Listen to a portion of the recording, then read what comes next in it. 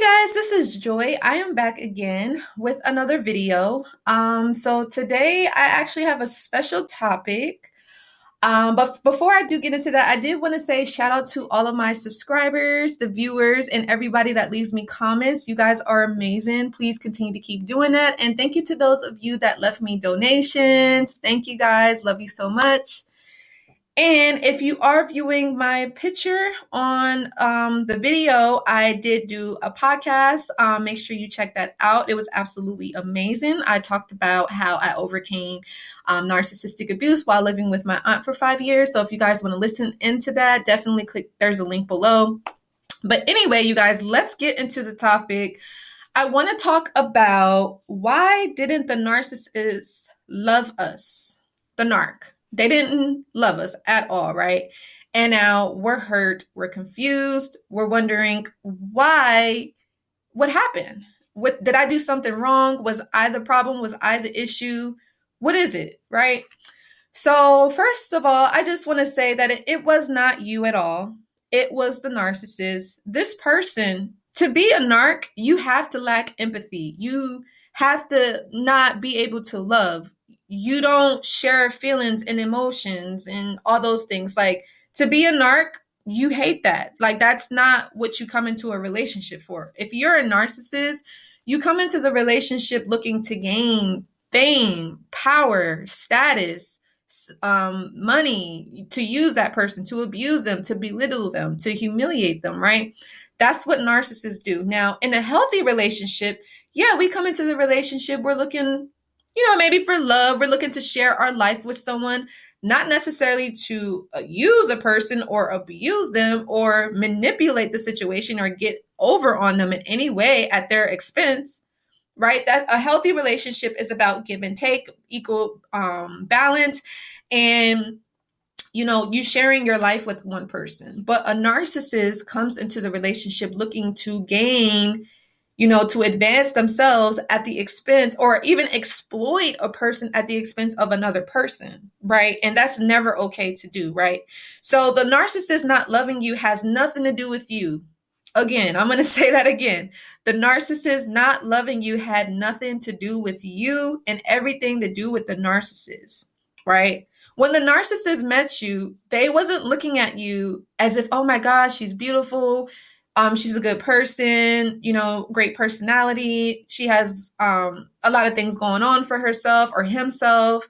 The narcissist is looking like, what can I get from them? What can they do for me? How can they serve me? How can I use them? How can I manipulate them and get them to be codependent on me and, have them have their whole life revolved around me? How can I do that? How can I get to them? How can I trick them? How can I get them in a trance? How can I confuse them and hurt them and cause them pain and heartache? And I know that sounds crazy, right, me saying this, but this is the mindset of a narcissist. You guys have to realize that you're dealing with a demonic person, a demon, right? I know it sounds crazy, but these people are not normal. They're different. They are not coming into the relationship looking for what you're looking for, right?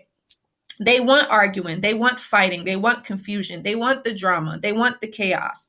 They don't want peace of mind. They don't want a balanced relationship. They don't want a healthy relationship. They want something that's just chaotic and something that's, it's just all over the place. A lot of conflict, a lot of confusion. And, that's not what you're looking for, right? But again, the narcissist didn't love you is because they can't. They can't. They don't even love themselves. How are they able to love you when they don't love themselves? What you got to remember, the narcissists, they don't have many people around them anyway. A lot of them, they're lone wolves. They stay to themselves. No one usually wants to be around them because most of them are always burning bridges with other people. So they don't really have too many people around them, except for people that really don't know them that well. And the narcissist will probably get supply from them from time to time, meaning attention, admiration, accolades, just those things. And again, these are complete strangers, maybe the people that the narcissist meets online or just going out and about, or again, people that aren't really that close to them. Now, if you're close to them and you're around them for a while, you're going to see that mask come off, right? You're going to see them for who they really are. I know I did. I know actually two instances: my aunt that was a narc that I lived with for 5 years, and the guy that I dated for 4 years. So my aunt, when I realized that she didn't love me, I was hurt. I was like so heartbroken. I was like, like, you didn't love me? Like, what is it? Like, I grew up with her, right? I'm a native of Delaware. And I remember like being a little girl, I used to go to her home for family holidays. It would be me and my brother.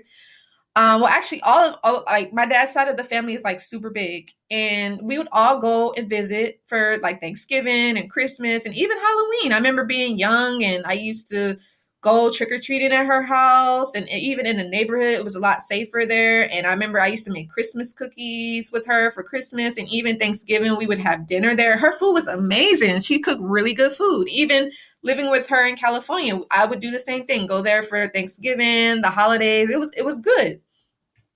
But I noticed that, like I said, when I was living with her, it was great in the beginning. I was like the golden child, right?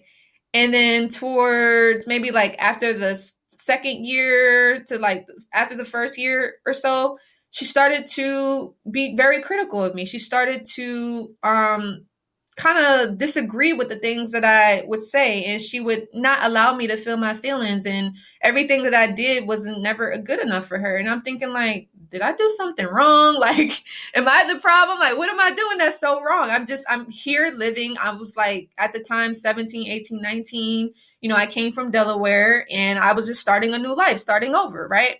And I saw she was almost, in a sense, my caregiver, taking care of me. And I appreciated her for everything that she's ever done, you know? And she knows that every time that she ever gave me anything, I always said thank you. I was always polite, friendly, you know what I mean? Because I knew that she was taking care of me, essentially, you know? And I always appreciated her for that. But what I did not appreciate was having my dreams killed, for her, again, belittling me for no apparent reason, for her comparing herself to me, for her trying to engage me with doing the same to others, trying to get me into that mentality, which I definitely did not agree with, you know, and trying to make me codependent on her. You know, and that was not cool. And then also, you know, trying to sabotage my relationships, try to sabotage my friendships, you know. And what really did it for me, which was the day that I last stopped talking to her, this was in 2015, was when, you know, I got upset because she was trying to intrude on my business, essentially, like what I was trying to do with my career and my work. And she didn't agree with it. And I'm like, well, that's okay. Like, for one, I don't live with you anyway. And two, this is my life. You know what I mean? It's like, yeah, we're going to make mistakes. Nobody's perfect. You know what I mean? But she just wanted me to be so perfect. And she was never perfect, right? And that's what narcissists will do. But the fact that I knew that how she didn't love me was when she realized that I was upset, you know, by her. You know, we got into an argument and she was shouting and yelling and screaming at me. And I was kind of, you know, fighting back with her. I wasn't backing down, you know, and it really upset me. And I was like, hey, can you take me home? And then she's like, you know, yeah, she's taking me home. And I just started to cry because I was just like, that was not cool. Like, that was really unnecessary, right? And I'm thinking in my mind, like, family is not supposed to make you feel like this. This is not normal. You know what I mean? But this is a narcissist. They do that. When you're with them, they drain your energy. They make you feel bad. They upset you. They want to see you cry. They want to see you upset. And I remember looking over to her because she could see that I was upset. And I remember seeing a smirk on her face, like she knew that she did a good job. So that's when I was just like, she never loved me. She never cared about me.